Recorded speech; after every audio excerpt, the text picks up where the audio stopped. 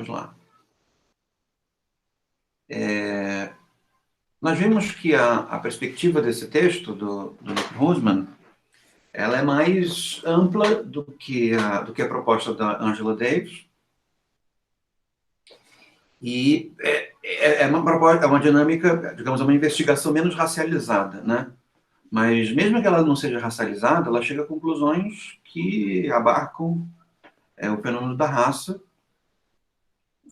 que é o fato de que o sistema penitenciário ele acaba por se tornar claustro para populações indesejadas, né, que sofrem racismo, que estão nelas.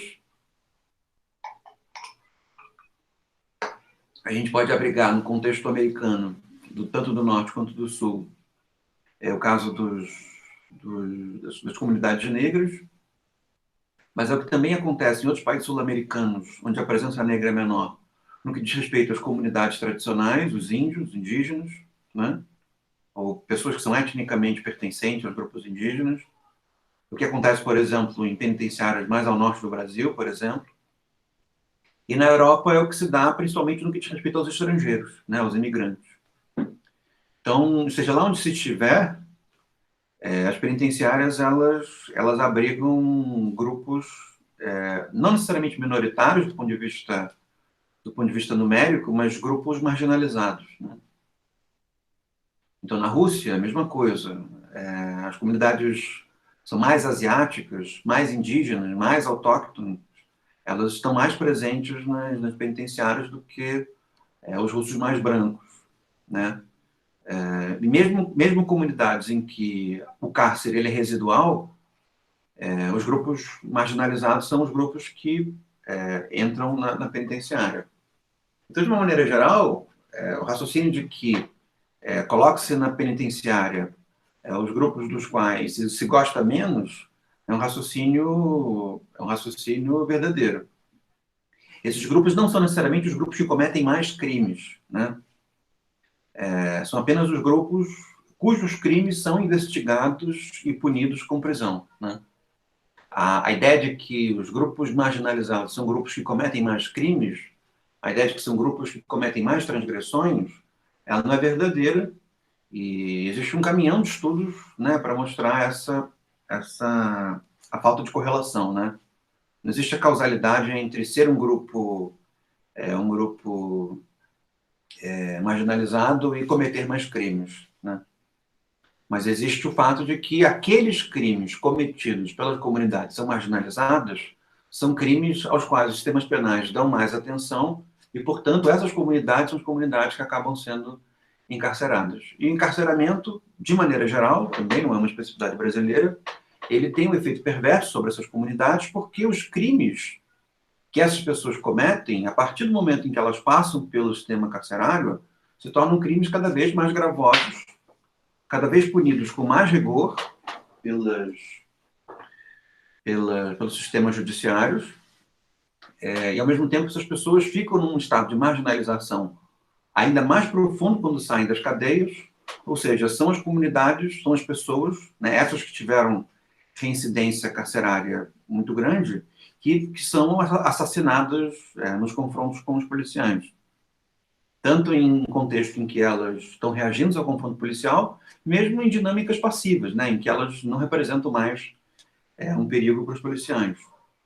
Então, o cárcere, digamos, uma tinta que quando marca a pessoa que lá esteve, e essa tinta faz com que essas pessoas, mesmo fora do sistema carcerário, sejam as mais vulneráveis à morte no confronto com as forças policiais, né? Isso no Brasil, mas também nos Estados Unidos, também na Europa. Muito embora na Europa o número de mortes em confrontos policiais, o uso da força letal é muito mais baixo, né? No Brasil, nos Estados Unidos, a aceitabilidade de que a força policial mate em confrontos é muito maior, né? No nosso caso, isso é até mesmo uma certa exigência, né? As forças policiais são cobradas quando elas apresentam uma letalidade baixa, né? Então, dizendo de maneira mais clara, quando as forças policiais no Brasil não matam negros e pardos, eles são cobrados, né? Existe uma exigência de que essas pessoas sejam mortas para que haja a sensação de que a força policial está fazendo alguma coisa. Então, isso não se deve ao fato de que essas comunidades cometem mais crimes, porque os crimes são disseminados na vida social como um todo, mas são os crimes que o sistema carcerário o sistema penal resolve perseguir e levar ao sistema carcerário. O Luke Husman, nós vimos até aqui, ele fala dessa cifra negra, que não tem a ver com raça negra, mas tem a ver com uma espécie de cifra mágica, em que um número muito pequeno de crimes se torna valorizado pelo sistema penal. Então, o diagnóstico do Husman é um diagnóstico mais amplo, e eu acho um diagnóstico relativamente incorreto, a gente pode debater sobre isso, porque para ele, a ênfase não é no desaparecimento progressivo do sistema carcerário, da instituição carcerária, mas para ele o problema é uma maneira de pensar. É uma maneira de pensar que é institucionalizada no Estado, que deve desaparecer, e essa maneira de pensar é o sistema penal. Tá? Para ele não é propriamente um problema, uma instituição, como cárcere, ou uma instituição, a justiça, como para outros autores também não é, mas para ele, uma certa maneira pela qual a justiça pensa que é o sistema penal, para ele é problemático. Então, a abolição, para ele, recai sobre a abolição do sistema penal, e para ele, a abolição do sistema penal traz consigo, como que, de forma automática, a abolição do cárcere. Né? Ou seja, se nós pensamos de uma maneira diferente nos nossos conflitos penais, nós resolvemos esses conflitos de maneira diferente e, portanto, as penitenciárias começam a perder a função. Né? Que maneira é essa de pensar? Que ele julga que é problemática? O que é essa maneira de pensar que invoca o sistema penal? É a maneira de pensar que quer resolver os nossos conflitos, quer resolver os conflitos considerados como crimes, a partir do processo penal. Né? Ele acha que os conflitos devem ser resolvidos ou em outra esfera, na esfera civil, né, em que pagamentos, retribuições pacificam, né, a vítima, por assim dizer, ou dinâmicas de conciliação entre as pessoas envolvidas. Vocês vão ver no final do livro que ele dá alguns exemplos que, para nós que estamos num contexto que é muito intenso do ponto de vista da conflitualidade, chega a ser mesmo divertido, né? De tão irreal que parece para nós. Ele dá o exemplo no final do livro sobre o momento em que a casa dele é invadida por alguns jovens, e aí depois é invadida mais uma vez. Ele procura a polícia encontra essas pessoas e ele pede para a autoridade policial permitir que ele converse com as pessoas que quebraram a casa dele, e ele se concilia com essas pessoas, conhece os pais dessas pessoas, orienta, de certa maneira, emprega essas crianças, os pais dessas pessoas ajudam a restaurar a casa dele, né? Então, existe uma grande conciliação final que é excelente, ela é perfeita, mas que soa para nós, ou pelo menos soa para os meus ouvidos brasileiros, como completamente irreal, porque uma vez que uma transgressão ela acontece no nosso contexto, e eu acho que também para o contexto holandês, que é o contexto onde ele vive, também deve ser assim, muito embora a conciliação pareça uma alternativa excelente, mas parece que no momento em que acontece uma transgressão, o que se quer é que o Estado tome conta dessa transgressão, no sentido de que o Estado reconheça que aquilo que aconteceu é grave, né? Ou seja, que ele dê relevância ao sofrimento de quem sofre um comportamento transgressivo, Ao fim, ele puna o transgressor, né? Ele faça o transgressor sofrer. E as formas de punição alternativas são formas que não nos satisfazem, né? E a grande forma que nos satisfaz acaba sendo o cárcere. Então, se há o cárcere, diante das transgressões que sofremos, nós julgamos, de maneira geral, que aquele que transgrediu deve ir para lá, né? Sobre um certo espaço de tempo. E, ao mesmo tempo, nós colocamos transgressões muito diferentes como tendo, por necessidade, a resposta carcerária, né? Então, se a nossa casa for roubada, nós achamos que a pessoa tem que ser presa. Se o nosso celular for roubado na esquina, nós achamos que a pessoa tem que ser presa.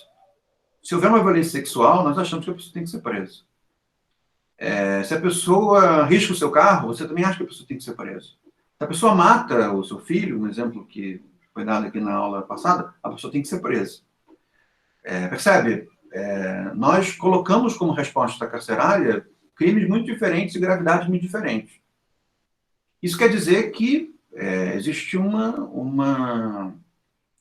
como eu posso dizer, uma homogeneização da presença do cárcere sobre as nossas vidas, né?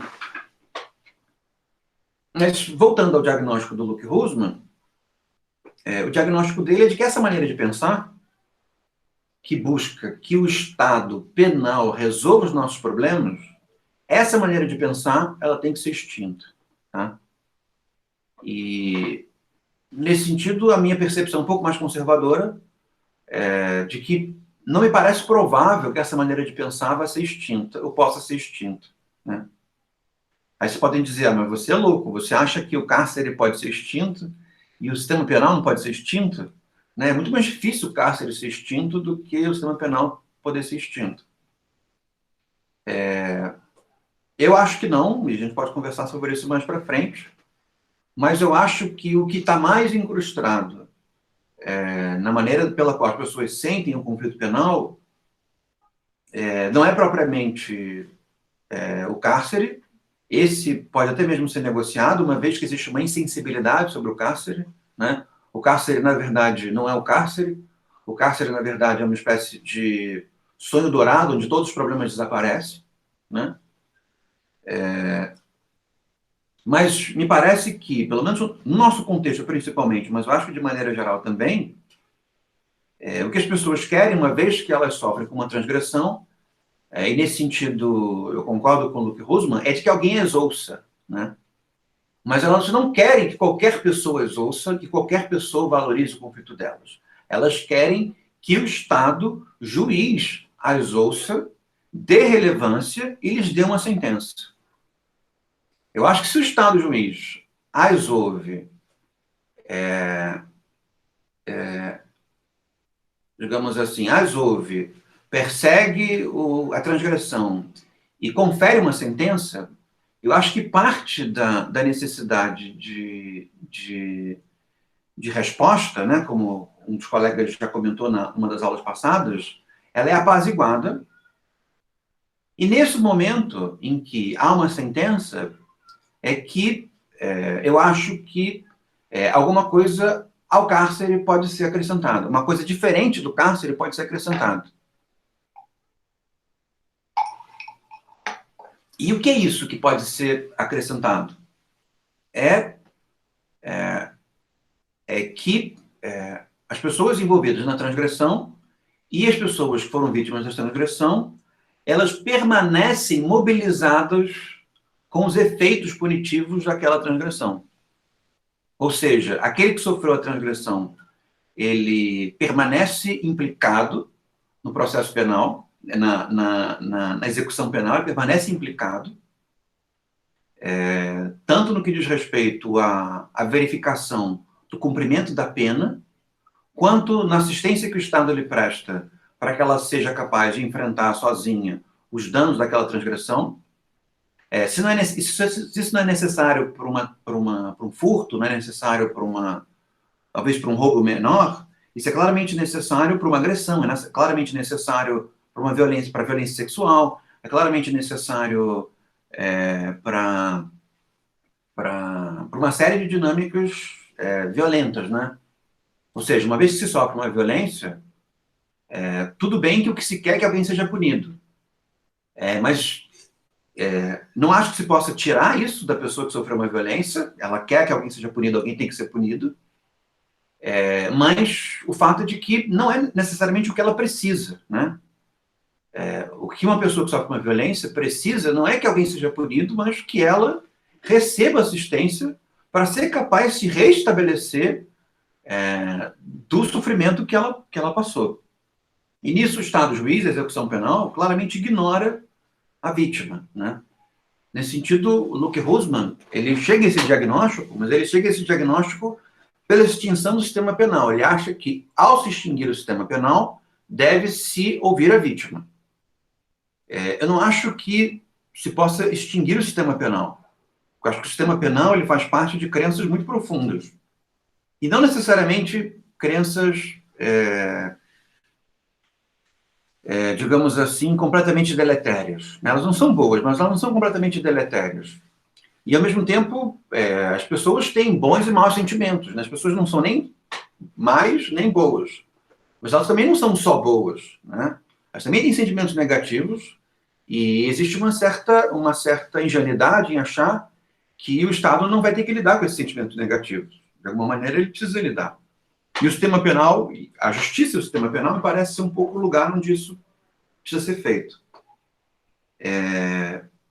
E para que isso aconteça com efetividade, mesmo que haja o sistema penal, a vítima tem que ser ouvida, a vítima tem que estar implicada, a vítima tem que ser envolvida, mais do que ouvida, ela tem que ser envolvida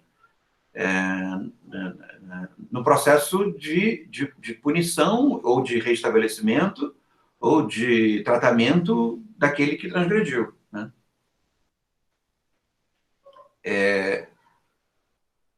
Então, dizendo isso, já parece uma divergência entre abolicionismos, né?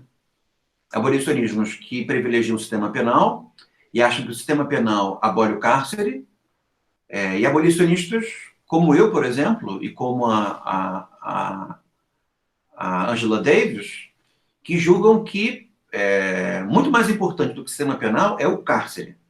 E se o cárcere ele gradativamente desestabilizado, gradativamente fechado, e alternativas vão aparecendo ao mesmo tempo em que o cárcere vai sendo fechado, ou seja, a sociedade vai se transformando nas suas dinâmicas punitivas, ao mesmo tempo em que o cárcere vai sendo fechado, evidentemente que isso tem um efeito sobre o sistema penal, mas não acho que haja necessariamente a extinção do sistema penal.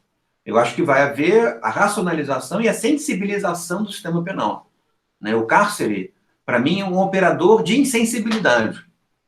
E ele faz com que o sistema penal seja completamente bruto, justamente porque a grande solução que ele tem para oferecer ou é cárcere em tempo integral, ou cárcere em tempo parcial, ou cárcere doméstico.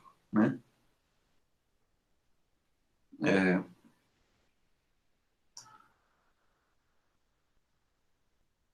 Mas, ao mesmo tempo, percebe, eu não estou com isso querendo dizer que a alternativa penal não é uma boa alternativa. Né? Evidentemente que todo momento em que as pessoas puderem, e o Estado deve incentivar isso, me parece, que as pessoas não usem o sistema penal, parece ser excelente. Não há propriamente como discordar disso. Né? Evidentemente que se alguém quebra a sua janela e você puder pedir para a pessoa consertar e resolver a sua questão você sozinho com ela, é muito melhor do que você envolver a justiça nisso. Né? Então, qualquer solução que não passe pela justiça é melhor do que uma solução que passe pela justiça, e qualquer solução que não passe pelo sistema penal é melhor do que aquela que passa pelo sistema penal. Tá? Nesse sentido, não tem como discordar dele de que a lógica do sistema penal é deletéria. O que eu não acho é que os sentimentos negativos que, de certa maneira, encontram no sistema penal uma espécie de referência, de que que esses sentimentos negativos, eles conseguirão ser completamente aplacados apenas por medidas alternativas ao sistema penal, modos que impedem a chegada do conflito ao sistema penal. Então, nesse sentido, eu acredito que se possa abolir até mesmo, que se possa abolir certas crenças, como, por exemplo, a crença no edifício, a crença na carne, percebe? A crença ligada a uma entidade claramente material, me parece que ela é passível de abolição. É possível abolir com muita dificuldade, evidentemente, a escravidão, por exemplo, né? É possível abolir com muita dificuldade, me parece, o significado da prisão, né? É possível abolir, me parece, também com muita dificuldade, por exemplo, a crueldade animal, né? Tratar os animais com crueldade, parece que isso pode ser abolido também. E tem uma série de dinâmicas em que as crenças encontram um claro referente material, explicitamente material, gritantemente material, em que a abolição, para mim, parece possível, tá? Agora, a abolição enquanto ideia abstrata, a abolição de uma ideia abstrata, ainda que eu consiga conceber o fato de que ela pode ser abolida, não me parece que ela possa ser abolida com a mesma facilidade, julgando que não é fácil, né? Então, por exemplo, a crença no sistema penal é uma crença abstrata. O que é o sistema penal? O sistema penal não é nada. O sistema penal são várias nuvens, né? Percebe? A crença no direito, a crença na política, elas são de tal maneira brumosas em que não são passíveis, ou se são passíveis de uma abolição muito mais dificultosa, né? E não me parece que elas sejam passíveis de serem abolidas do ponto de vista político. Deixa eu ver aqui uma pergunta. Thaís. Não podemos considerar que o que sustenta o cárcere também é uma crença? Eu acho que sim. Eu acho que o que sustenta o cárcere é uma crença. Mas crenças que têm como referência uma entidade material, palpável, eu acho que elas são mais passíveis de abolição do que propriamente as crenças cuja a materialidade seja mais difusa. Então é mais fácil abolir, por exemplo, a crença na escravidão do que abolir a crença, sei lá, num santo qualquer. Claro que são coisas muito diferentes, mas abolir a crença, sei lá, porque os santos não são provavelmente ruins, né? Mas digamos que tem uma série de santos que são bem malvados. Eu não vou dar nenhum exemplo porque eu não quero me indispor com ninguém.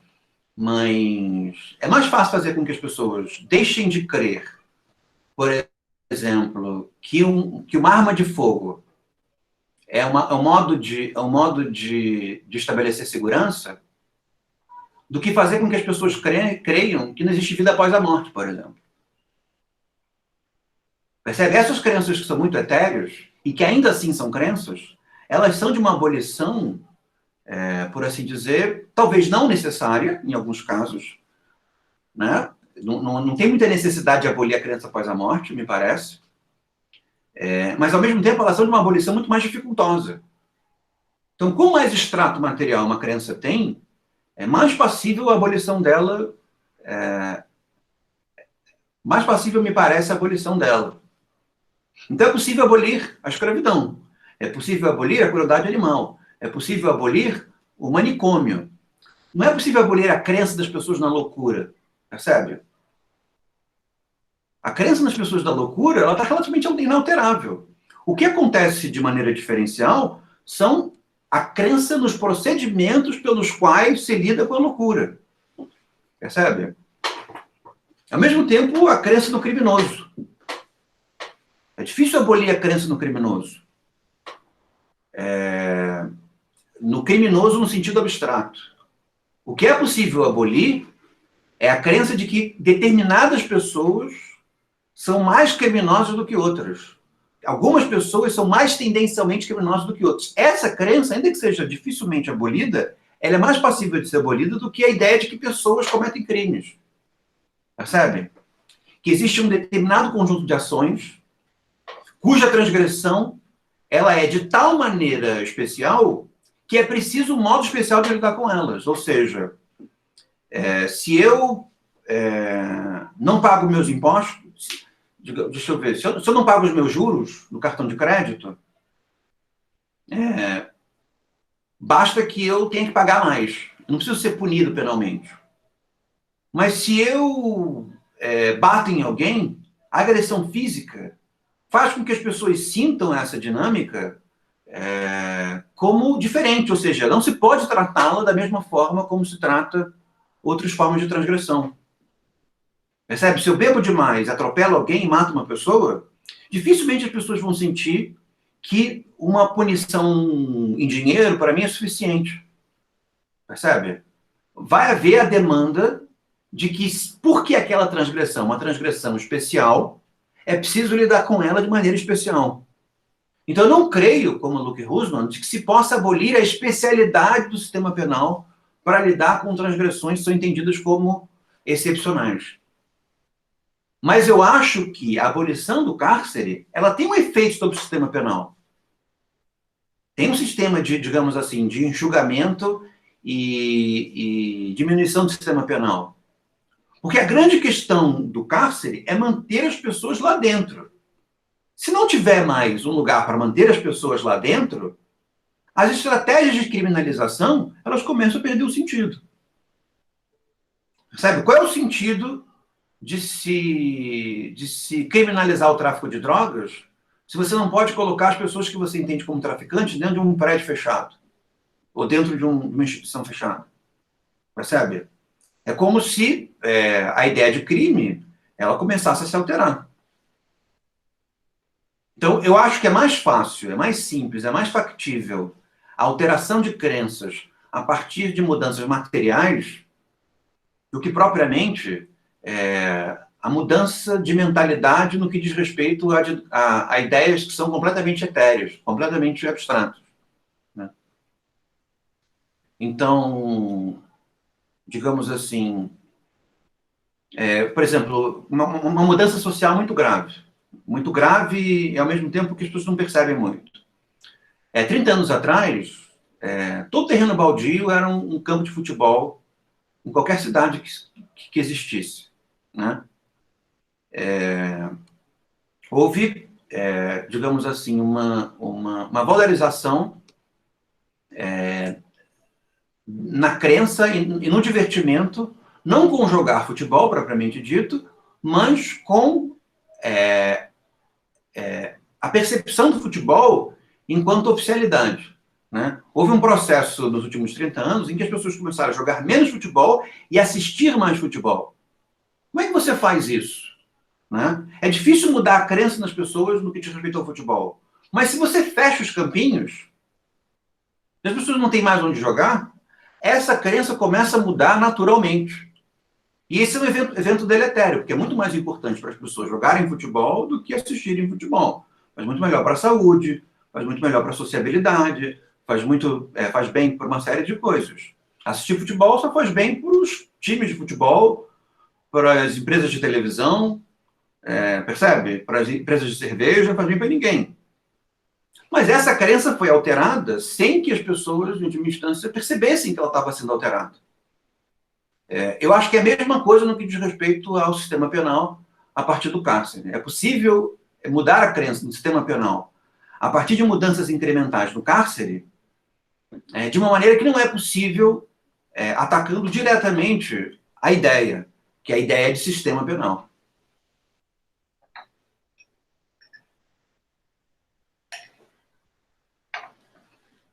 Então, vou seguir um pouquinho mais o texto aqui com vocês. Quer dizer, eu vou seguir o texto até terminar, tá? Vocês lembram a página que a gente parou? Eu acho que foi a página 99. Mas eu não lembro exatamente. Ele dá o exemplo dos 5 estudantes, que Esses exemplos são um pouco pueris para nós. Por exemplo, são estudantes que quebram tudo dentro de casa. E é o exemplo da República, né? Você vai para uma República. Na República tem uma pessoa muito doida e a pessoa quebra tudo. O que você faz? Você vai chamar a polícia? Né? No caso brasileiro, não, a gente não vai chamar a polícia, porque a polícia ela existe, né, no sistema penal brasileiro para perseguir pessoas pobres, para perseguir pessoas com determinado tipo de cor. A polícia não resolve esse tipo de conflito muito privado. Então nem faz sentido para nós judicializar esse conflito. A gente sabe que a polícia tem uma operação tão forte no que diz respeito ao controle social de determinados grupos que ela sequer dá relevância para outras dinâmicas, né?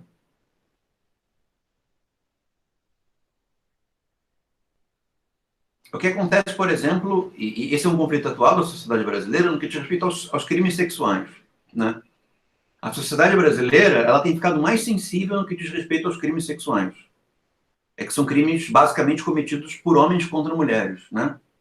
A sociedade brasileira, as mulheres têm ocupado um espaço de mais relevância, têm ocupado um espaço político mais ativo, e isso faz com que também haja reivindicações no que diz respeito à perseguição, punição e prisão de pessoas que cometem crimes sexuais. Crimes sexuais, na história do sistema penal brasileiro, eles são raramente punidos com cadeia, né? E existe esse descompasso, porque para que as mulheres se possam sentir sendo, digamos assim, respeitadas no que diz respeito à sua liberdade sexual, elas querem que os seus agressores possam ir para a cadeia. Mas o sistema penal brasileiro ele é de tal maneira orientado para questões de controle social que questões de natureza sexual raramente vão para a cadeia, né? E quando vão para a cadeia, elas estão relacionadas de alguma maneira com o controle social. Então, é o que se diz no jornal: brancos estupradores não vão para a cadeia e negros estupradores vão para a cadeia. Mas negros estupradores não vão para a cadeia porque estupraram. Negros na cadeia vão para a cadeia porque são negros. Percebe? O sistema penal ele é claramente racista e persecutório e ele encontra justificativas, ele encontra, como se diz, desculpas, né? Ele encontra pretextos para encarcerar as pessoas que ele quer encarcerar. Então, esse é um descompasso. As mulheres sofrem agressões sexuais num país em que esses crimes são endêmicos, chegam na delegacia e as delegacias não são instrumentalizadas para atender esse tipo de demanda. Acontece que os policiais tentam demover a vítima, quando não fazem graça com a vítima, quando não tentam abafar o caso, né? E ao mesmo tempo, quando a coisa tem uma gravidade tal que eles não conseguem dissuadir a vítima de seguir com o processo penal, existe uma série de entraves burocráticos, né? A equipe de exame de corpo dele não tá lá, a pessoa não tá, o material não está pronto, percebe? Tem uma série de impasses em torno disso, né? Então, mesmo que as mulheres queiram judicializar, no sentido penal, as agressões que sofrem, elas já encontram uma barreira institucional, né? O sistema penal brasileiro não está organizado para isso, ainda que ele esteja organizado para perseguir crimes, né? Então, esse é o impasse, né? Como esse impasse vai ser resolvido? Eu não acho que vai ser resolvido pela abolição do sistema penal. O sistema penal brasileiro vai ter que aprender a receber as demandas relacionadas à agressão sexual e vai ter que ser capaz de perseguir e punir. E as mulheres, a partir das condenações, terão que ser envolvidas, tanto no que diz respeito à assistência, porque um crime sexual tem um efeito devastador sobre a vida emocional das pessoas, e, ao mesmo tempo, a participação das instituições que vão ter que lidar com a punição e, ao mesmo tempo, a neutralização dos efeitos negativos de pessoas que se instrumentalizaram na vida para agredir sexualmente as outras, né? Percebe? Eu acho que essa alteração ela é possível. Mas se essa alteração tiver como objetivo o cárcere, ela nunca vai acontecer. Percebe? Porque o cárcere, no contexto brasileiro, ele tem uma finalidade. E a finalidade dele não é a finalidade de abrigar agressores sexuais. E eu nem acho que ele deva se transformar numa instituição cuja finalidade seja o abrigamento de agressores sexuais. Mas com isso eu não quero dizer que os agressores sexuais não tenham que ser punidos. Percebe? Eu acho que eles não podem ser punidos no cárcere. Por quê? O cárcere vai se tornar um modo pelo qual esses crimes vão se tornar piores e vai gerar, digamos que de alguma maneira, agressores sexuais brancos comecem a entrar num cárcere junto com outros criminosos, né? Criminosos que já foram feitos criminosos a partir de uma cultura do crime, né? Foram transformados, tiveram a subjetividade feita a partir de uma sociabilidade meio maligna no que diz respeito a isso.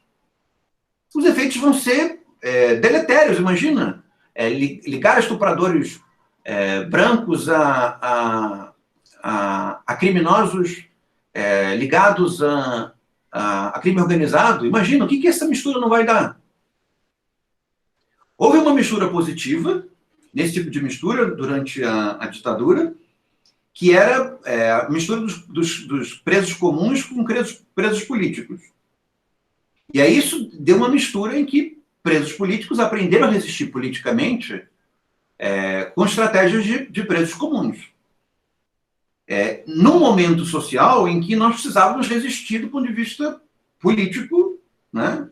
E isso criou instituições de resistência política. Mas esse tipo de confluência positiva não é o normal. O normal é que o contexto vicioso da penitenciária transforme coisas ruins em coisas piores. Né? Imagina só que terrível transformar a violência sexual no crime organizado. Já existe um crime organizado em torno da violência sexual. Imagina vincular a classe média nele de maneira ainda mais estrita. Percebe? Isso é o pior dos mundos. Então, nesse sentido,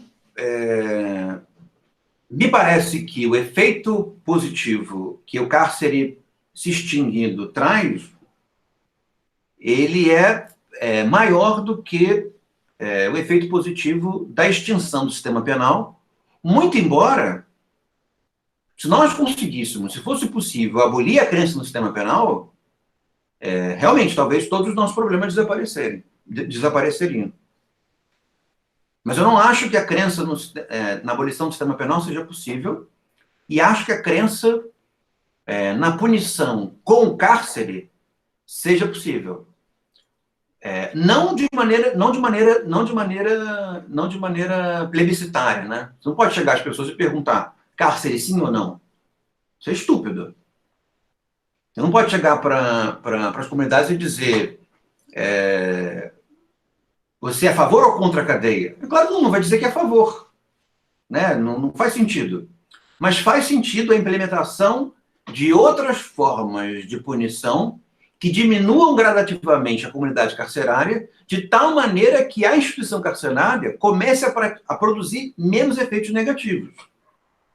E se essa minoração dos efeitos negativos for entregue, e as outras medidas de punição e de assistência à vítima forem satisfatórias, a minha especulação é que ninguém vai sentir falta da cadeia.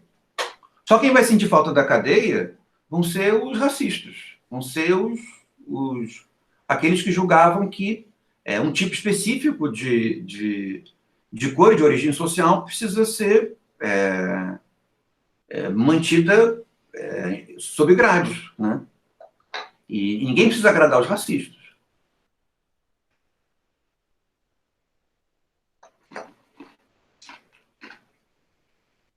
Na página 101, o Luca Rosman fala sobre a gravidade. E aí ele chega à conclusão de que a gravidade é relativa. Então, o sistema penal supostamente elenca os crimes que são mais graves, não é verdade que esses crimes sejam mais graves, né? Só quer dizer que esses crimes, nas crenças sociais, são aqueles com os quais as pessoas lidam com um certo tabu, né? Então, não tem dúvida, por exemplo, que, sei lá, que roubar verbas públicas da saúde em momentos de pandemia seja a pior coisa que você possa fazer, né? Mas isso do ponto de vista racional. Do ponto de vista sentimental, um assassinato é pior do que isso, percebe? Porque tirar a vida está envolto de significado metafísico e social que nós não escolhemos dar essa importância, né?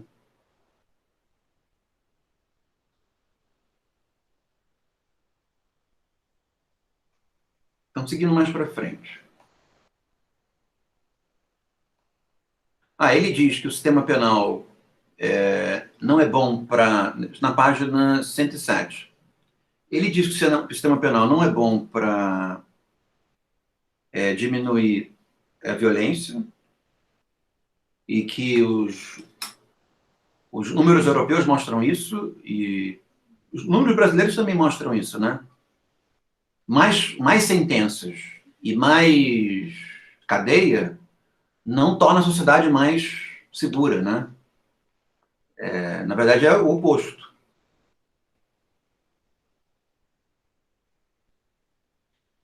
Porque a gente sempre pensa assim, né? Que se o lugar é muito inseguro, é por isso que tem muitas sentenças e muita cadeia. A gente nunca pensa que a cadeia e as sentenças produzem o crime, né? E demanda uma sociologia isso. E sociologia é um negócio que ninguém tem muita paciência de aprender, né? Tirando vocês.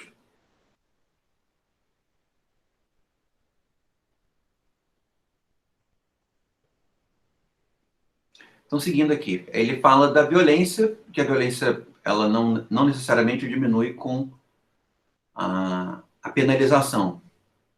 No nosso argumento, nós poderíamos dizer que a violência não diminui com o encarceramento, né?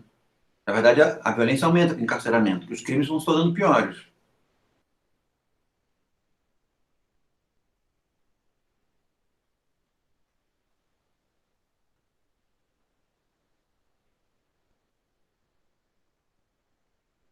Um argumento do Luke Husman, e que é que, digamos assim, uma das belezas do argumento dele, mas também uma das falhas do argumento dele, é que ele trata de tudo ao mesmo tempo, né?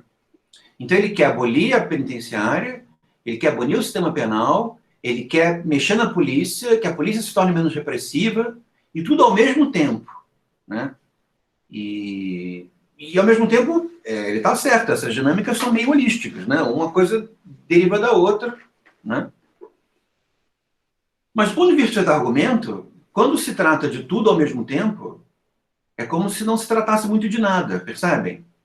É preciso ter um olhar analítico para tentar perceber aonde que está o umbigo do problema, para falar como Freud, que dizia o umbigo do sonho, né?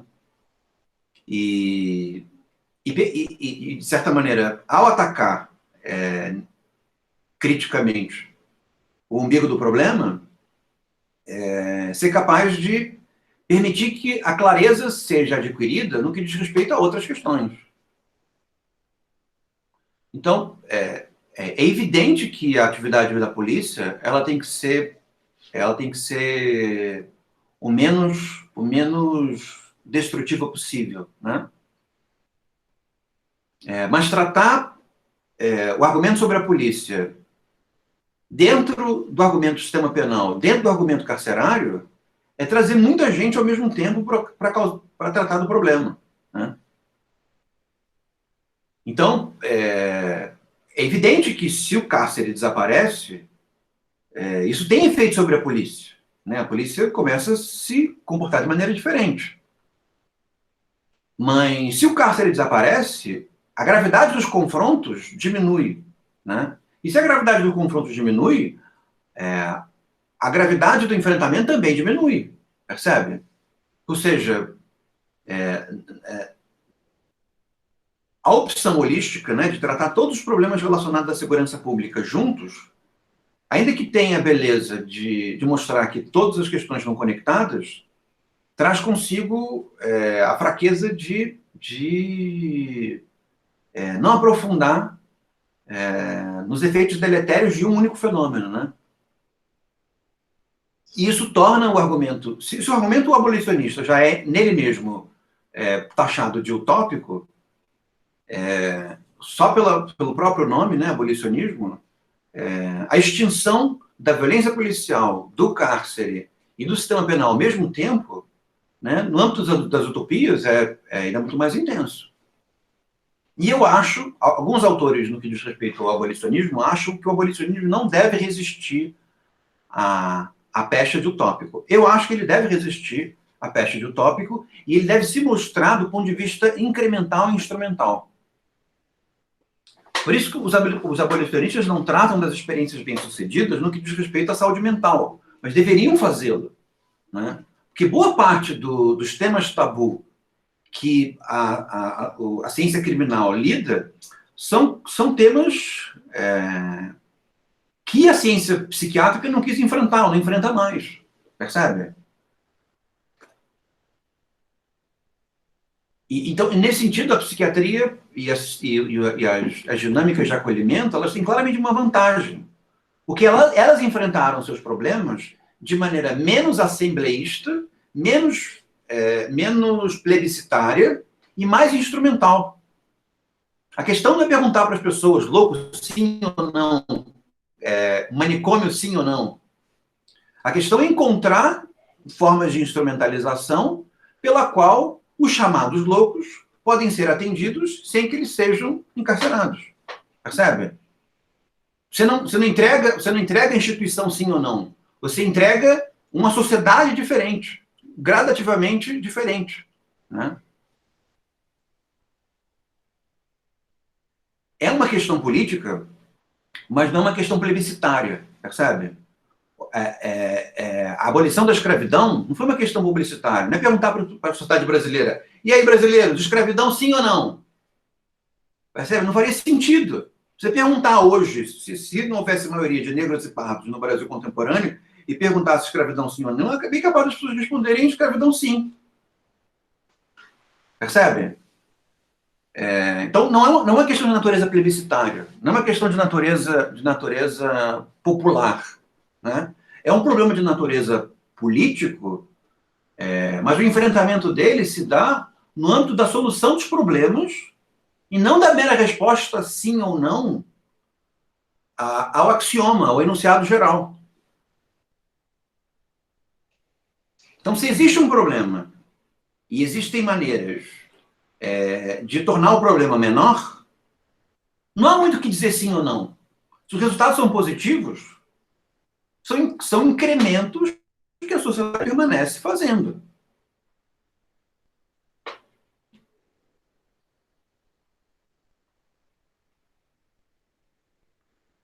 Lado das vítimas, página 114.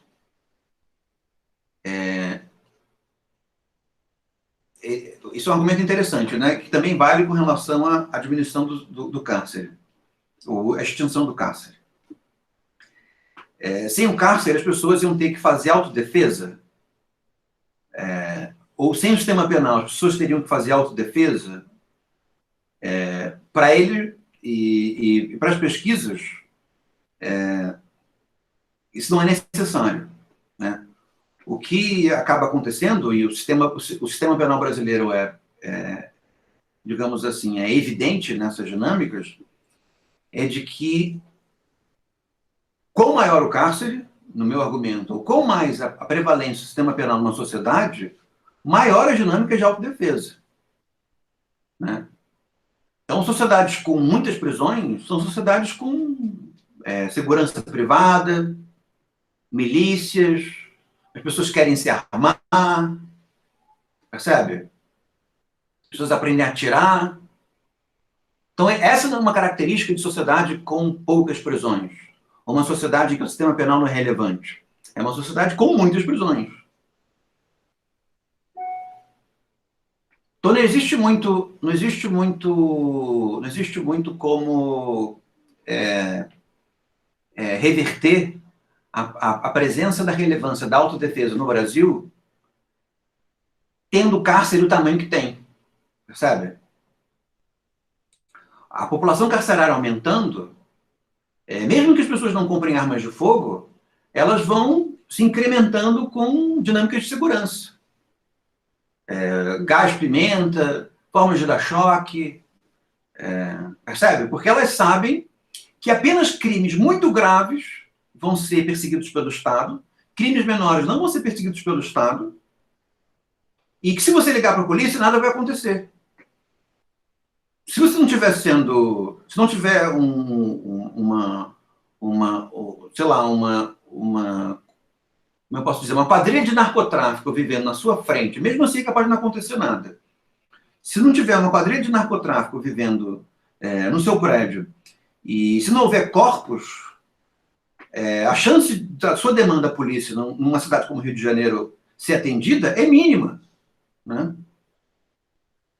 Então, nesse sentido, o Rio de Janeiro, por que encarcera muito? Porque as prevalências são deturpadas. Basicamente, no Rio de Janeiro só existe autodefesa, né? E a autodefesa se dá no sentido que é o que a própria polícia recomenda. Dinâmicas de prudência. Não sair tal horário, não demonstrar riqueza, não... Percebe? Chega a ser ridículo. Então, isso mostrando que a autodefesa não é uma característica de sociedades com muitas cadeias. É uma característica... Não é característica de sociedades com poucas cadeias, é uma característica de sociedades com muitas cadeias. Colarinhos brancos, nós já tratamos deles, né?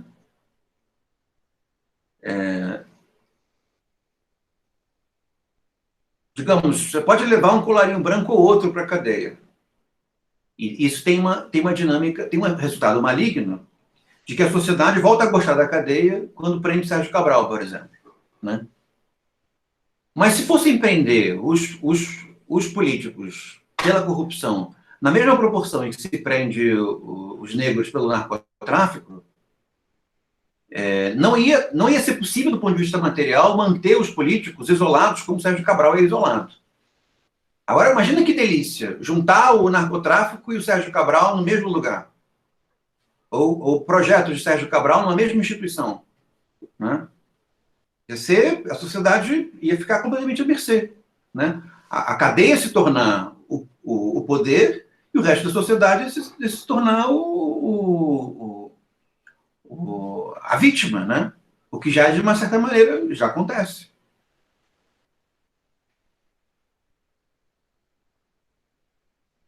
Aí depois ele trata do exemplo da sociedade francesa, mostrando que na sociedade, no antigo regime francês, antes da Revolução, a prevalência das cadeias era pequena, e a tendência como se diz, a autossolução dos conflitos era maior. Então ele diz, é uma característica que as sociedades foram perdendo, né, a capacidade de autocompor as suas questões. Mas se isso é verdadeiro, talvez, para a França, para a Holanda, não é verdadeiro para o Brasil. Porque, no que diz respeito às matérias elegíveis pelo sistema penal, pelo menos em comunidades como a do Rio de Janeiro, o que nós mais sabemos fazer é resolver nossos problemas sozinhos, né? Vocês podem depois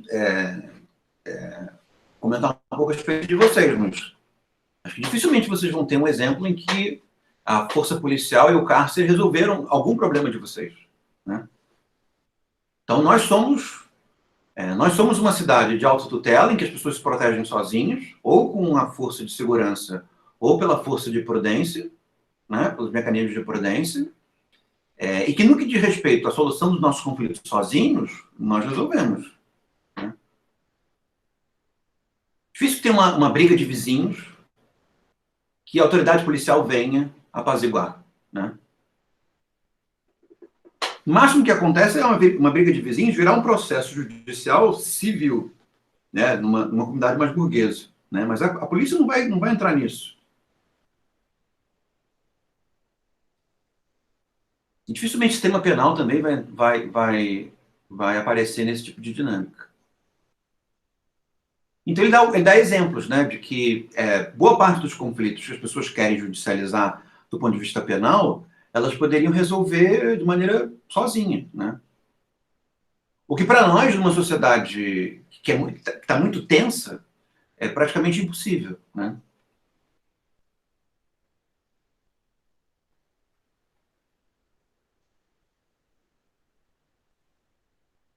No que diz respeito à aproximação do, do, da vítima ao processo, para mim os diagnósticos deles são perfeitos, né?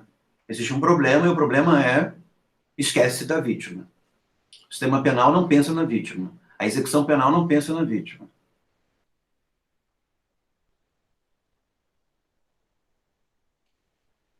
E aí terminei o texto.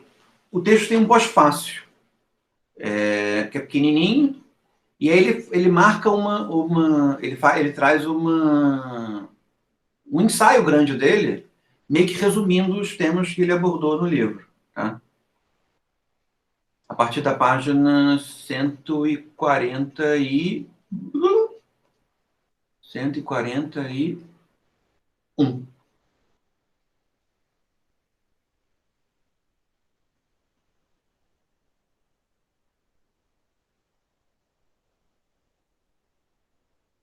O primeiro ponto o, é o desenvolvimento do sistema penal, o desenvolvimento do abolicionismo.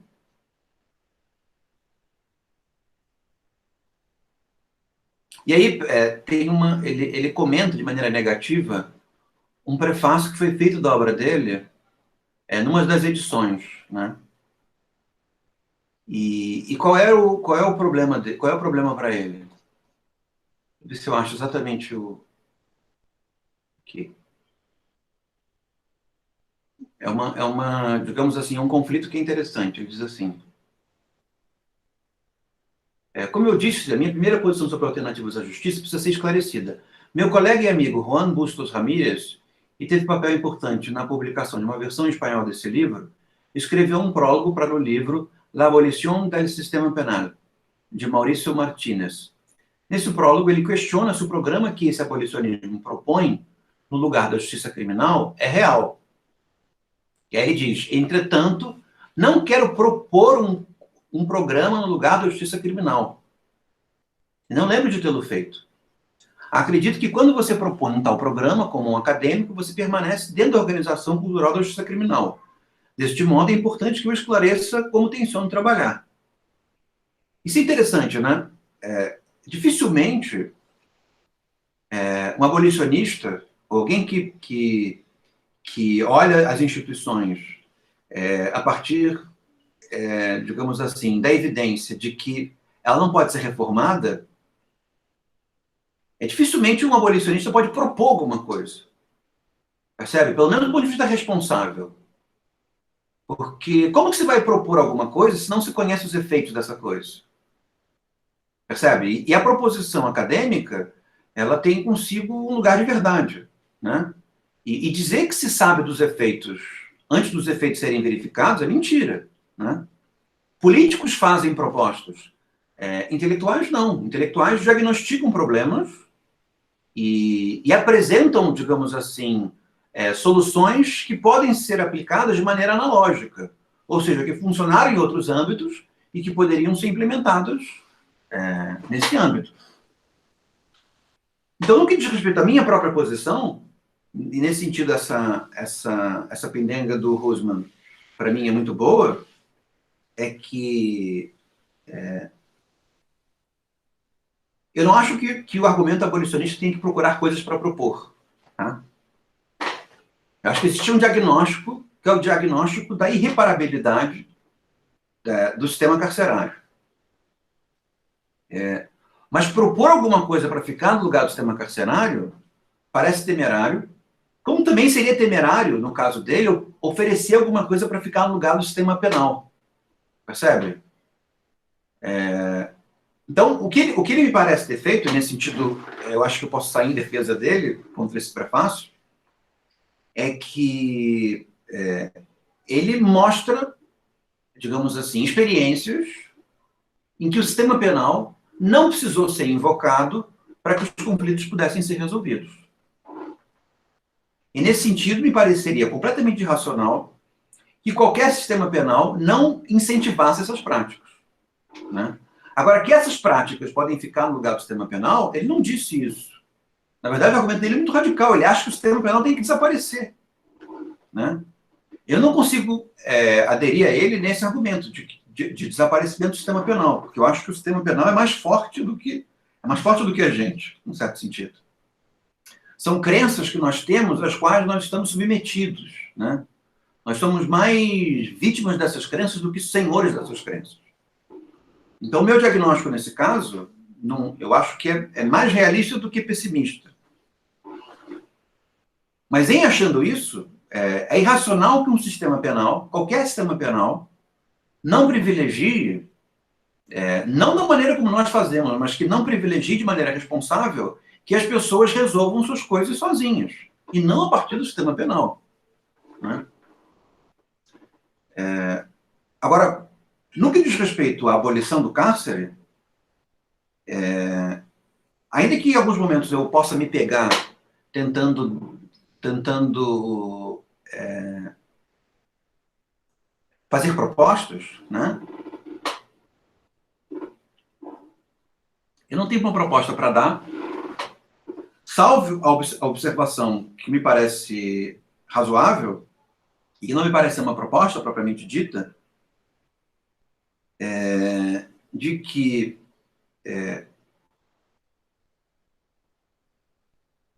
parece mais factível, tá? Mais factível que a diminuição do número de vagas no sistema carcerário se dê na proporção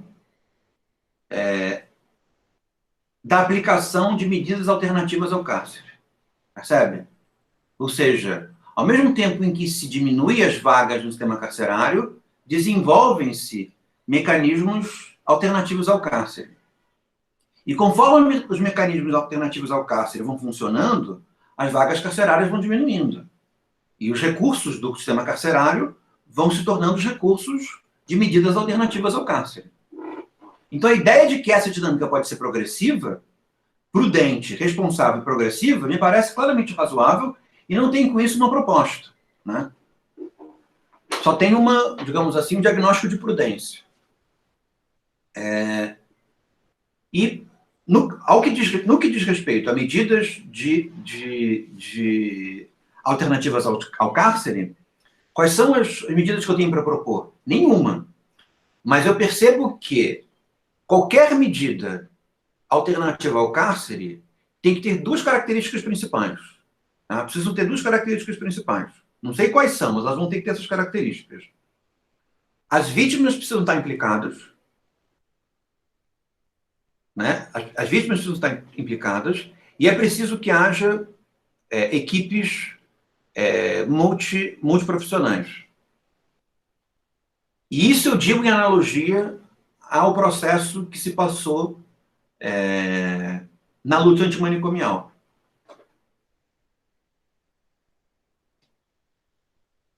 Não acho que seja uma proposta, mas é digamos assim, uma observação de condições sem as quais nenhum tipo de medida de abolição, nenhuma medida alternativa ao cárcere seria eficiente.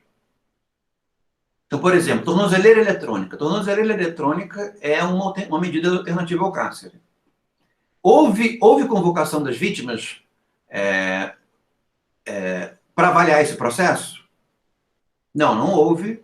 As vítimas permanecem tão alijadas do processo quanto sempre estiveram.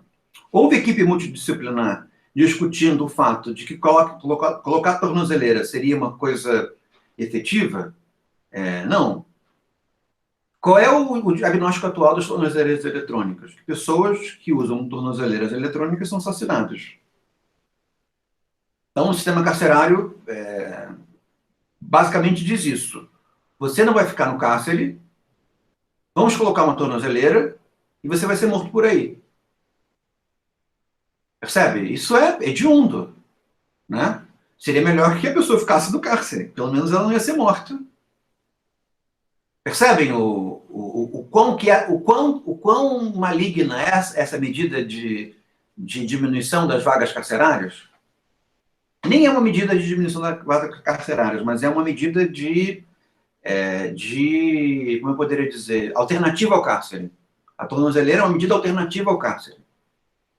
Eu não estou querendo dizer que as tornozeleiras não possam ter um lugar, mas as tornozeleiras aplicadas sem o envolvimento das vítimas e sem uma equipe multidisciplinar têm efeitos que são apenas mortais, né?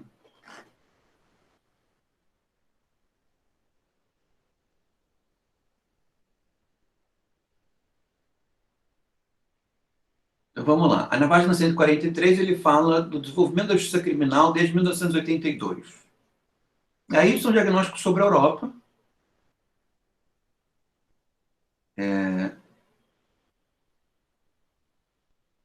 E muito embora na Europa a crença no sistema penal seja inabalável, e a crença no cárcere ela persista, né?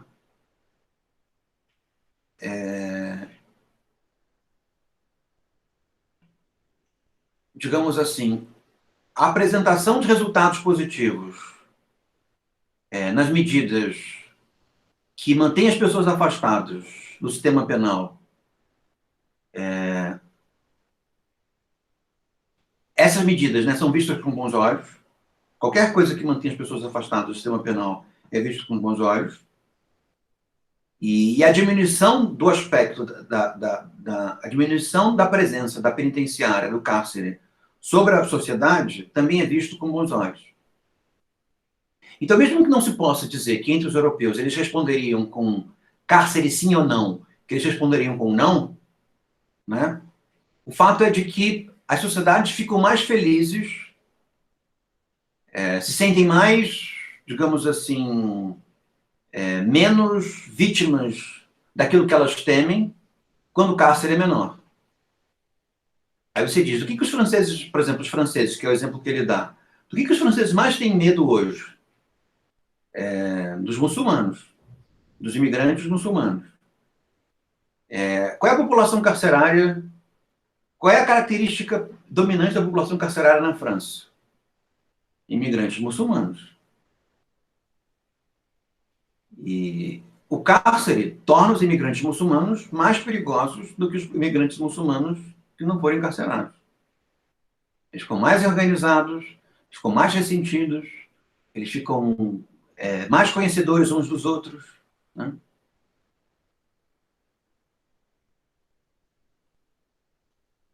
Então, com relação aos imigrantes muçulmanos, eles vivem em passos parecidos com os nossos, mas que possuem efeitos muito mais brandos na vida social, porque a proporção dos imigrantes muçulmanos na França é muito menor do que a proporção de negros e pardos no Brasil, né? Ou seja, os efeitos deletérios desse encarceramento, eles sentem de maneira mais branda do que nós sentimos o efeito deletério de encarcerar os negros e pardos no Brasil. No capítulo 146, ele vai ao desenvolvimento do abolicionismo. Fala dos efeitos na América Latina. E aí ele recomenda a leitura desse texto que nós vamos ler agora, que é Em Busca das Penas Perdidas do Zaffaroni. Na página 150, ele faz um resumão, para falar de uma maneira pouco elegante, do livro. Tá? Então, para ele, não existe o crime. E ele está certo, não existe o crime. O que é o crime? O crime é uma convenção, alguma coisa que é resolvida chamar crime. Ele chama isso de eventos criminalizáveis, e também ele está certo. Não existe o crime, mas existem fenômenos que são passíveis de serem escolhidos para ser crime, né? O que é o crime, em última instância? A gente poderia... Ele não se arvora em dar uma resposta para isso. Mas o que é o crime? O crime é a crença de que determinadas dinâmicas transgressivas são piores do que outras. Piores do ponto de vista metafísico e piores do ponto de vista moral.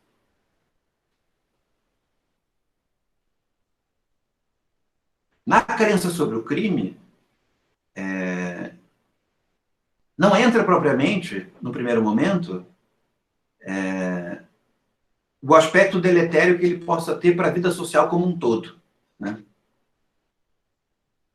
Então, o narcotráfico. O narcotráfico ele não é entendido como ruim porque ele prejudica a sociedade. Mas existe digamos assim, uma expectativa moral no ato de vender drogas que se valoriza de uma maneira que não se valoriza outras dinâmicas. Então, as drogas são entendidas como uma medida, como uma atividade transgressiva especial, mais grave do que outras. Isso também é convencional, porque quais drogas são piores do que as outras? Por que a cocaína é pior do que o álcool, por exemplo? Né? Tem uma dinâmica hipócrita de convenção, mas é convenção. Né? Podia, de maneira meio absurda, inverter por outra coisa. Mas isso tem a ver mais com a defesa dos valores do que propriamente com a defesa da sociedade, percebe? Porque se nós parássemos para pensar de que maneira nós defenderíamos a sociedade de maneira mais efetiva, a descriminalização progressiva do tráfico de drogas seria muito mais defensiva do que a criminalização. A criminalização, ela se deve a quê? Ao fato de que se sente aquelas dinâmicas como especialmente erradas. Logo, essas pessoas precisam ser punidas com aquilo de pior que há para puni-las, ainda que seja ineficiente, que é a cadeia. Então, é possível, me parece que é possível tratar as crenças nos crimes de tal maneira que se possa, a partir de argumentos, muito embora seja muito difícil fazer qualquer coisa em termos de argumentos, nesse momento da nossa vida social, mas é possível tratar por meio de argumentos porque algumas perseguições de crimes são irracionais. Então, por exemplo, o adultério. O adultério já foi uma conduta criminosa. Não o adultério, digamos que a distância temporal do adultério, o adultério não o adultério no sentido geral, o adultério feminino já foi entendido como uma atitude criminosa. É possível trazer argumentos razoáveis que demonstrem por que o adultério não deve ser tratado como crime. Percebe? Por que essa convenção deva ser refeita? O que você vai fazer? Vai colocar as mulheres que transgrediram no que diz respeito à fidelidade dentro da cadeia? Né? Não faz sentido. Né? É uma coisa completamente desproporcional. Ao mesmo tempo, é uma prática tão disseminada na vida social que ia faltar cadeia. E os danos iam ser imensos.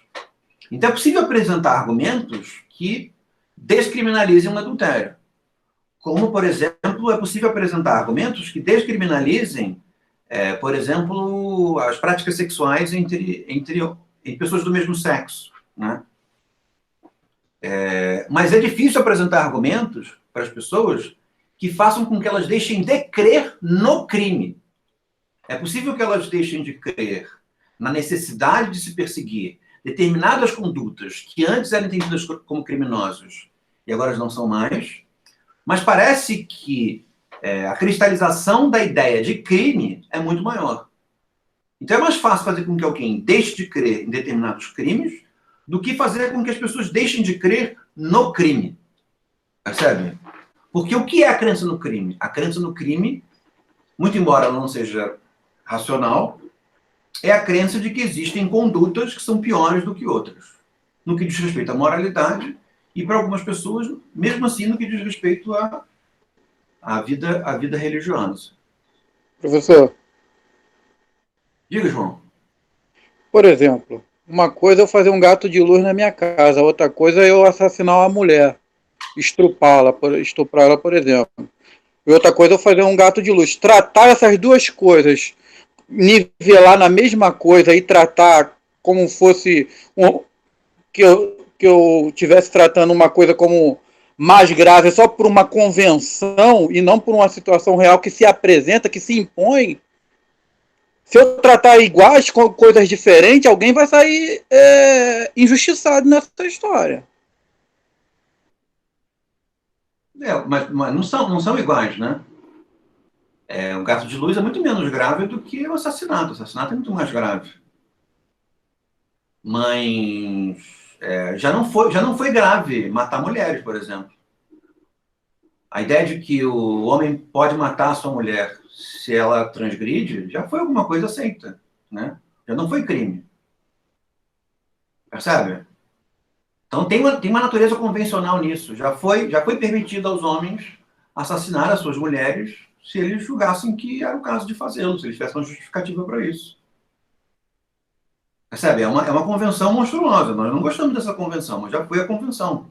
Isso que eu estou querendo mostrar. De que a dinâmica criminosa ela tem uma natureza convencional. E essa natureza convencional faz com que ela se altere. Isso não quer dizer que a conduta não seja grave. E que condutas diferentes não têm gravidade diferente. Então, eu acho que se você faz gato na sua luz, sei lá, vou dar um exemplo assim meio absurdo. Sabe, inventar um exemplo absurdo. Você está numa comunidade que é do lado de um hospital que trata câncer de crianças, né? E toda a comunidade faz gato e isso faz com que as crianças tenham um tratamento ruim. A comunidade não pensa nisso porque ela não sabe, mas a luz oscila nesse hospital de crianças porque a comunidade faz gato de luz e não paga a luz, porque é pobre e não pode pagar. Isso faz com que o hospital, um número maior de crianças que está recebendo tratamento morra porque a alimentação de energia elétrica oscila. E o João assassinou uma mulher na praia. Percebe? Do ponto de vista social, esse gato é muito pior do que aquele assassinato. Percebe? Ainda que não tenha havido um assassinato direto. Isso que eu estou mostrando. Se você examina o contexto, pode ser que o contexto faça com que atividades que não são propriamente mais gravosas sejam, do ponto de vista social, mais gravosas do que aquela que nós já consideramos gravosa. Percebe?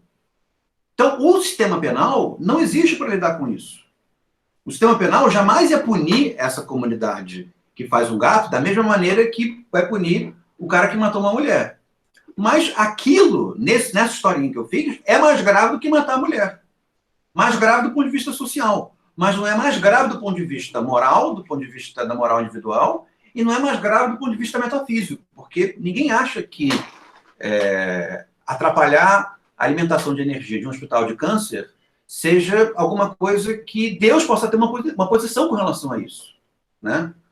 Ninguém imagina que Deus vai imaginar alguma coisa com relação a isso. Não percebe? Então, eu acho que é possível que as pessoas deixem de crer que algumas dinâmicas são crimes e outras... que algumas dinâmicas são crimes. Eu acho que isso é possível deixar de crer. Então, é possível deixar de crer que o furto seja um crime. Se as pessoas são muito pobres, né, elas têm que poder furtar. Porque se elas não têm dinheiro, como é que elas vão viver?